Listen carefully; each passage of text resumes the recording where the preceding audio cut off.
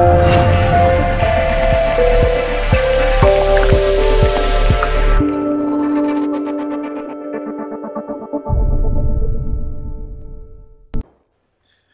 everyone, this is the Geeky Panda here on the Geeky Panda Plot. Right, guys, with another video commentary. I am joined by Time Enforcer Anubis again. Thank you for coming. Thanks for having me. He runs his own website called she'soffcontrol.net, which talks about a little bit of everything, so check it out in the link below in the description box. But first off, we're going to be talking about a very interesting and controversial subject within the cosplay community. Of course, we're going to be talking about heroes of cosplay. Now, I've already made my opinion videos. The season 1 has been over, basically, but there has still been a lot of residual effect, mostly a lot of negativity coming in from the cosplay community. Indeed, it's really the show. The show really portrayed the entire scene in kind of a bad light. A very drama-filled bad light. Exactly. With too much crazy going on here. Far too Like much. I showed you a few episodes. Yeah. Like, what was your first initial reaction? My first initial reaction was, this isn't as bad as I thought it would be. My later reaction is, this is worse than I thought it would be. Yeah, it's like at first you had hope, and then it just quickly became broken dreams. Yeah, exactly. So, like, Anime News Network actually, posted something about this, stating, end quote, just a really terrible, manipulative, mean-spirited reality TV series that completely misrepresents the entire hobby and craft of cosplaying, makes cosplayers look like a bunch of backstabbing harpies, and generally does a disservice to an already widely misunderstood world of people who are just making costumes and showing them off at silly nerd conventions, end quote. And that basically sums up the problem with the show. Yeah. It portrays cosplay as this specific thing that's full of halfway reality show drama and full of mean-spirited just people everywhere, and that's really not what it is, but it portrays it that way. Like, granted, their locations for conventions was interesting. They had Wizard World Portland, Emerald City Comic Con, MegaCon, Anime Matsuri, and Planet Comic Con. As you know, this was a 6-episode series developed by Syfy and 51 Minds Entertainment. But again, even now, this is a couple of months after it's released, and you still got a lot of cosplayers who are just really negative about this. Yeah. And I don't blame them for being negative on this show, because it's not a very good show. Yeah, and then thus there was a lot of controversy with the show. One of them is that they were using photographs of cosplayers without the permission of the photographers, and which if you don't have permission, that is against the law. Yeah. So, and then we hit a very interesting tidbit here in episode 6 of the first season, where, the cosplayers went up to... Oh, God, what was this convention again? God. Well, yeah, Planet Comic Con in Kansas City. So, okay, this is a big convention, heading into Kansas, we're going into... This ain't like... Wow, I had a really good metaphor here, but... Overall, in this episode, during the cosplay competition, Yaya Han and her group doing this Alice in Wonderland skit based off of the I forgot what the guy was called, McGee or something like that, but bear with me here. So basically, there was a lot of controversy as you see the Doctor Who cosplayers kind of causing drama to them, and then be like, get out, it's just the basic stuff you would expect, but it was in a way where, they put it you felt bad for Yaya Han and the other, cosplay competitors that were on the show because they were just trying to do their thing. But there was more to this story. There is actually a very shocking bit to the story that didn't got out until after the show, and it's actually surprised me, which now I kind of lost respect for, fully lost respect for it. You ready to hear this, Anubis? Yeah, I wouldn't say I'm pumped, but I'm definitely intrigued. Okay, now this was made over, this was posted up on Tumblr, Blogspot, but basically, this, in a nutshell, you know, it was just bad. But I'm just going to read you here a little tidbit. This is from the Doctor Who, the Doctor Who cosplayers. This is actually from this is a tidbit that they said. We arrived at the convention and went to sign up for the masquerade, only to discover that not only were we required to agree to be on the show, which to some people there might not be, they might be too shy to do it, which kind of, how would you say, discourages them from joining? Well, to a certain extent, like you show up to the masquerade and you have to agree to be on this TV show.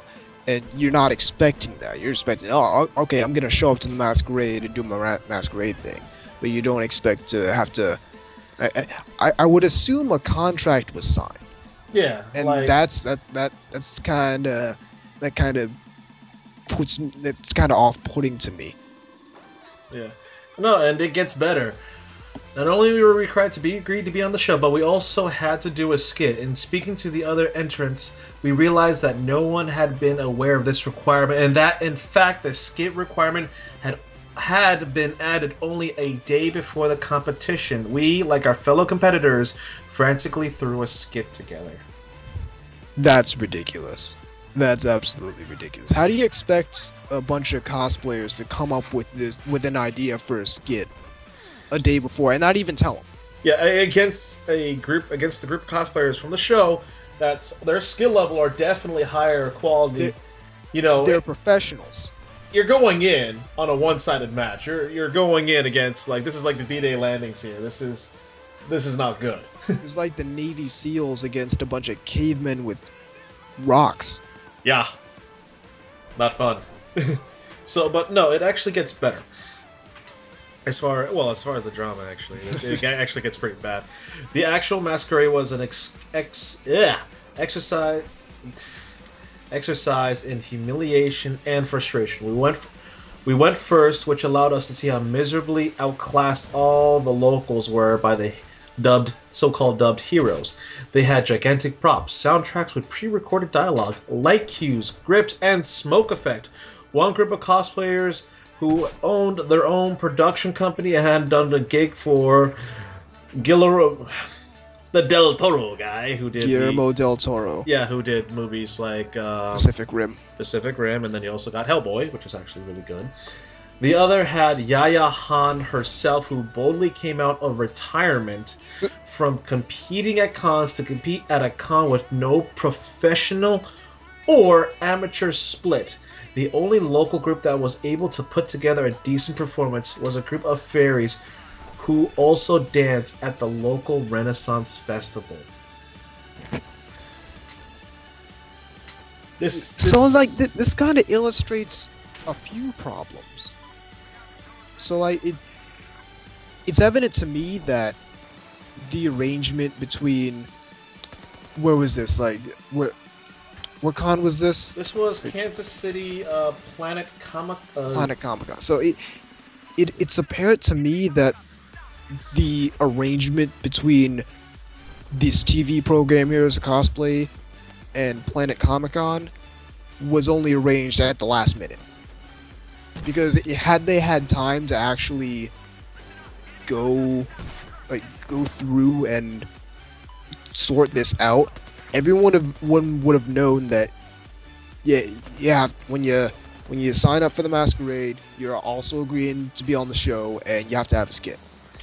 Yeah, and the thing is, think about it. Like, when you're reading this article, they actually do bring up a good point where, this person writing this article, who took the information from this blog site of the Doctor Who cosplayer said, what I'm criticizing is the show's decision to bring them into a competition which is so obviously not a major cosplaying competition like the one featured earlier at Anime Matsuri. Like, this is a Comic-Con. This, in Kansas City, if this was like Comic-Con, San Diego, New York, or New York Comic-Con, time to bring out the pros. But this was basically in a military term, you were ambushed by an elite group, and you had nothing to defend yourself with. And you know, that's another thing. That's another like gripe I have with this program is w- I've never heard of half of these conventions. Like, I've heard of Anime Matsuri. Like I've heard of Anime Matsuri, but I've never heard of Wizard World Portland, Emerald City Comic Con. I think I've heard of MegaCon once, like 8 years ago, but I've never heard of any of these except for like Anime Matsuri. That's it. Yeah, like, well, it's funny how this says it's like cosplaying, and granted, they did have their fair share of Comic Cons, but not anime conventions. No, they barely had any anime convention. There was barely any anime cosplay, and Yeah. to a certain extent, to be fair, it's like it didn't specify anime, but I think that it's missing a big portion of cosplay when they basically forget about anime and instead do fucking Cats the musical. Yeah, it's also interesting to admit that the Planet Comic Con gave out approximately $300 in 2012 for the prize money. The show subsidized approximately $5,000 they had as prize money for 2013. So you can tell that this con wasn't a big. In Heinz terms, this probably is a big con for the area, but compared to the other ones, not as big. Right, and it just more speaks to me the notion that this TV program either couldn't get in with the bigger conventions or just got what they could at the very last minute. Yep. And both of those possibilities seem equally possible to me. Yeah. Yeah, but there's actually this one thing is that one of the cosplayers on the show, she was actually, really cool, like Chloe.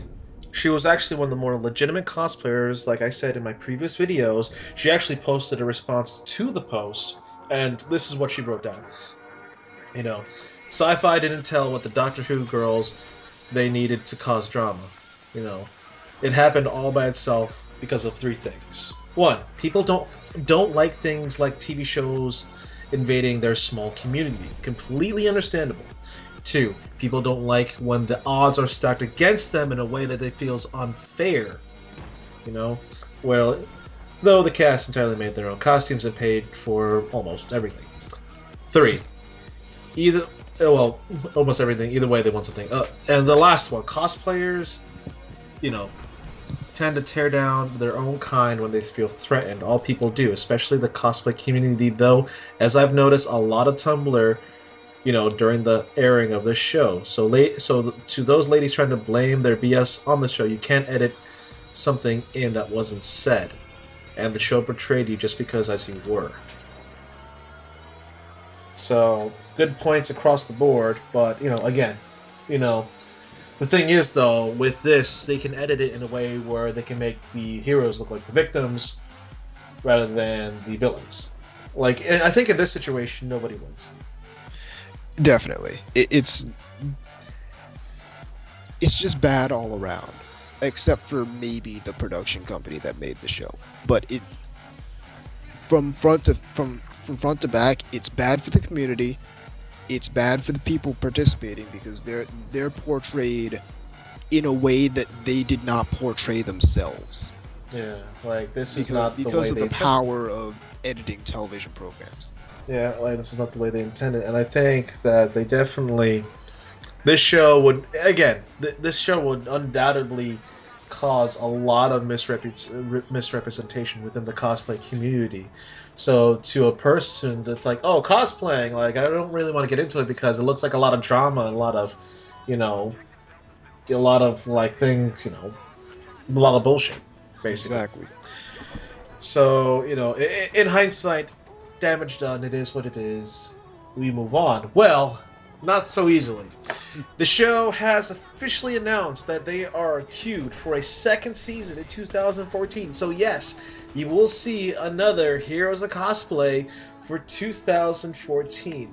And Anubis, this shit's gonna Yeah, we're yeah. Yeah, if it's gonna be more of the same, then it's gonna be bad.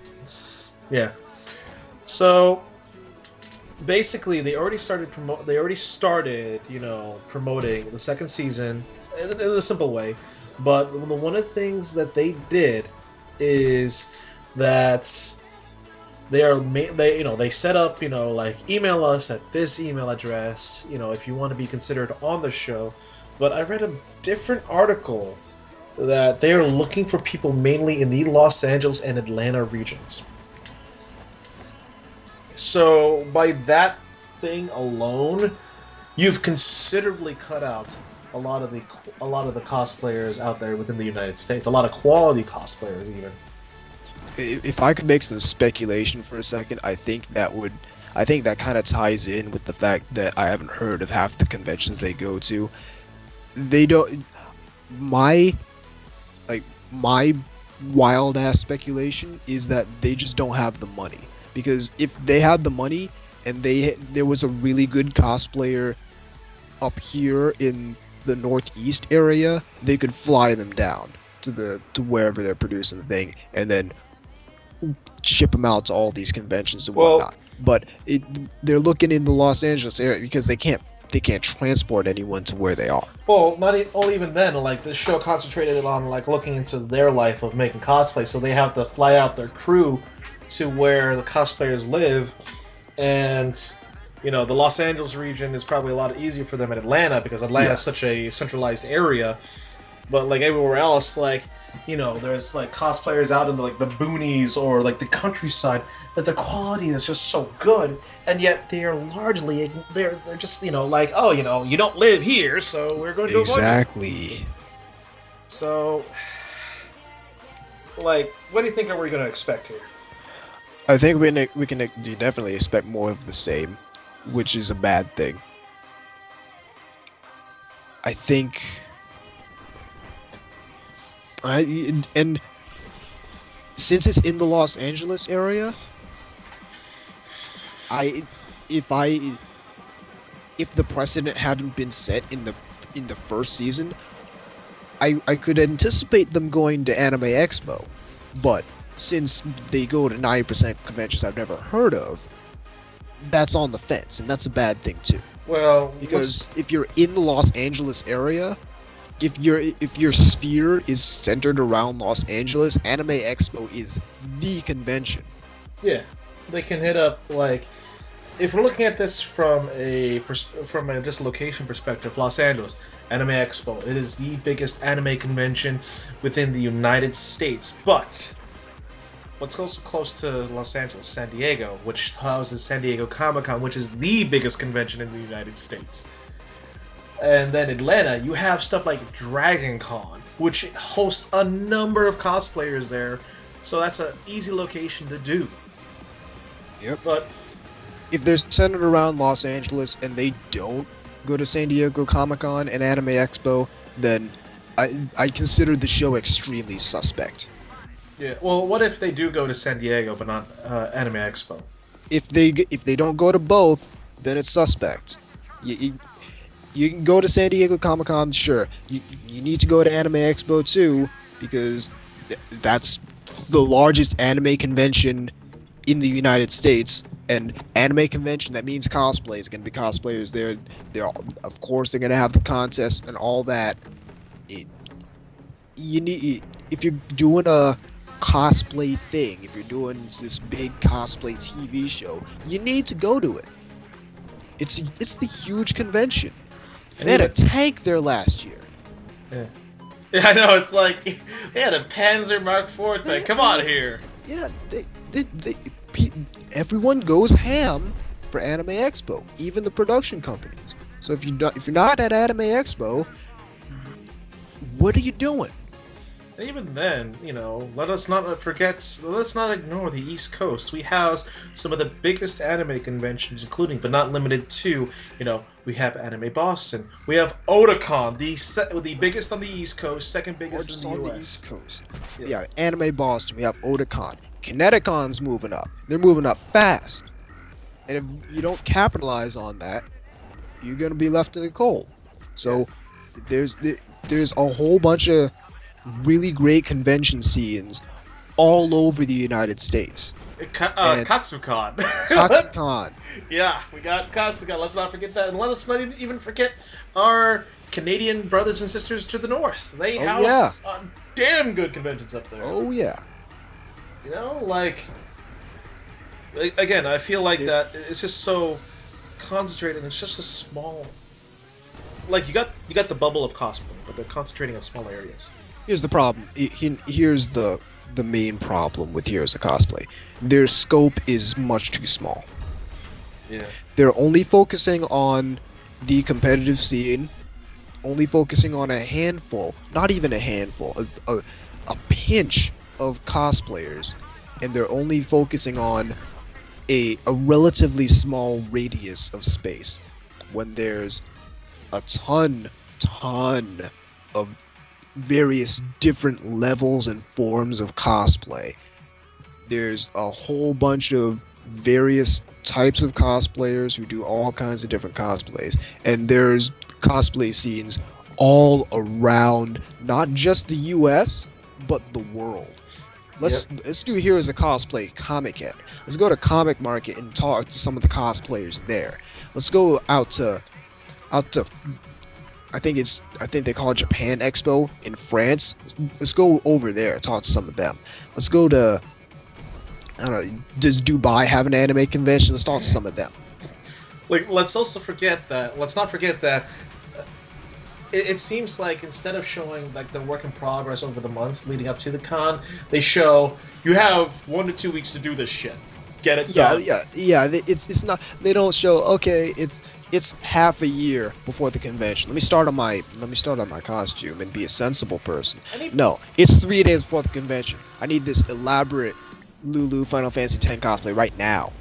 And even then, it's like majority of the cosplayers at that we have jobs, we have a life, our passions of cosplays is high, but we have shit to take care of. Exactly. And it's not like we don't have the convenience of a week or two to fully work on it and dedicate ourselves. If that were to happen, yeah, that would be accurate. But yeah. We have to spread it out. Like, sometimes it takes us up to a year to complete something, especially if it's armor.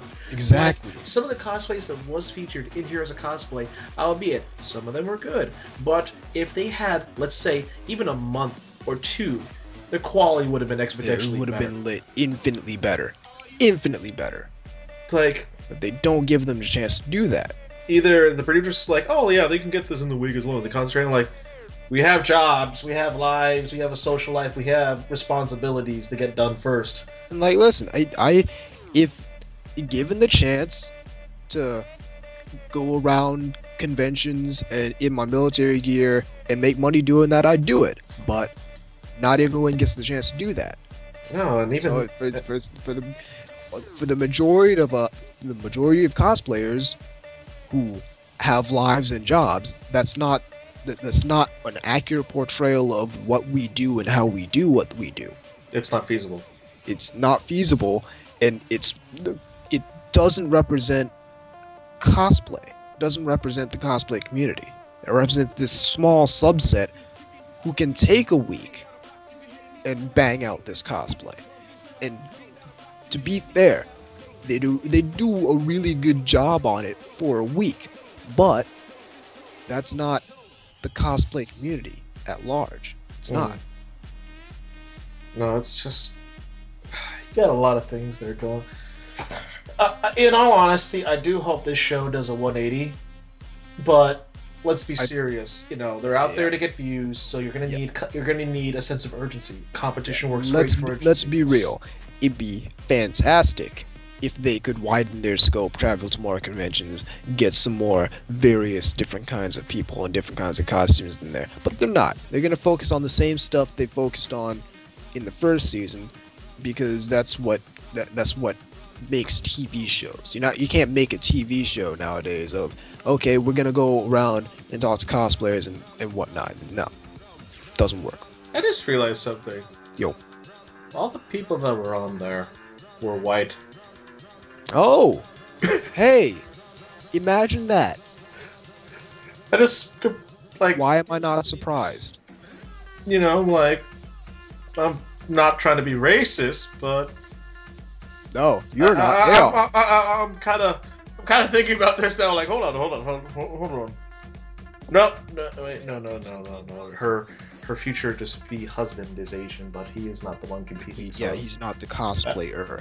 well, He, he is a guy cosplayer, but make- he's not he's the competing. guy making all the costumes for her. Oh, but yeah, there wasn't any people of different ethnicities or minorities in this show, unless we include Yaya Han because she's Asian. But She's also Yaya Han. yeah, that's like Or better or worse. Yeah, She's also Yaya Han. but I would love to see a black cosplayer on there. Here's what needs to happen, and this is like sort of the call to action. I think that the cosplay community needs to do its own heroes of cosplay and actually focus on actual heroes of cosplay. Actually, like people doing cosplay. Yeah, It'd be like you and I go out to Anime Boston and talk to cosplayers and see what their perspective is and see how they made their costumes, see what they do, we'll call it how they do it. the real heroes of cosplay. Yeah. You want to do it? Yeah. Yeah, no, Oh, I'm serious. no. That's what needs to happen if we're gonna counteract this negativity caused by this television program portraying cosplay in a way that's not cosplay. Like I'm sure that some of these cosplayer featured on there are not as bad as the show perceives them. Absolutely. But I have there's no doubt in my mind that most of these people are upstanding individuals. However, the TV show does not portray the cosplay scene in what in any way what could be considered accurate, and that's a problem because this is what's getting out there to the mainstream because it's on television, and and mainstream people still watch television. But what needs to happen if we're going to counteract this is someone needs to start being real about it and making the real heroes of cosplay and actually getting out there talking to some of these people at conventions. I'll do it.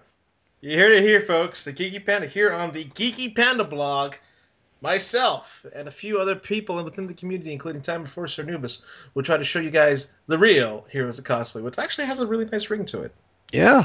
Yeah. So overall, yes, season 2 is going to be coming out regardless. What can we expect? We don't know. More of the same. More of the same, probably. But I'm making the call, and for any of you who listen to NCR Radio, you'll note that I've never been wrong. So I'm making that prediction. It's gonna be more of the same. All right. So more of the same here. Myself, I think they're going to try to appease the fans, but ultimately, like Anubis said, it's probably going to be the same type of tone, the same type of urgency, the same type of drama. Yep. So That's what they know. Yep, and that's what drives viewers. That's what because let's be honest here, they're not doing this for just the cosplay community. They're showing this to a broader audience. What better way to bring them in with drama? Mm-hmm. So again, thank you, Time First Anubis, for coming here today and speaking. Putting our 2 cents about this, because let's face it, this is definitely not fun. And thanks for having me. I feel like this is to the cosplay community. I feel like this is a really important thing to talk about. Yeah, this definitely should be brought up more. Like we should just email them, like, "Hey, if you're gonna do this, do it right." So overall, I just really hope let's see more locations they go to. Let's see more different types of cosplayers, including maybe cosplayers of different build types or cosplayers of different races in here. Different. You know what I mean. Like, let's Yeah. see the casual Joe cosplayer. As well. Let's see something different. But ultimately, my expectations are not that high for it. So. Again, also, we are pretty serious about this. The real heroes of cosplay. So, So you're gonna expect us an anime boss and asking questions. Indeed. So again, I'd like to thank Time Enforcer Nubis here today on this video. Check out his website at she'slostcontrol.net, including his podcast as well. And also check out more of my content. Post here in the comment box if you agree with us, or if you have your own opinions on Heroes Cosplay. Also, do not forget to like, comment, and subscribe to my YouTube channel. So, of course, this is the Geeky Panda here on the Geeky Panda blog signing out. So remember, stay geeky, my friends.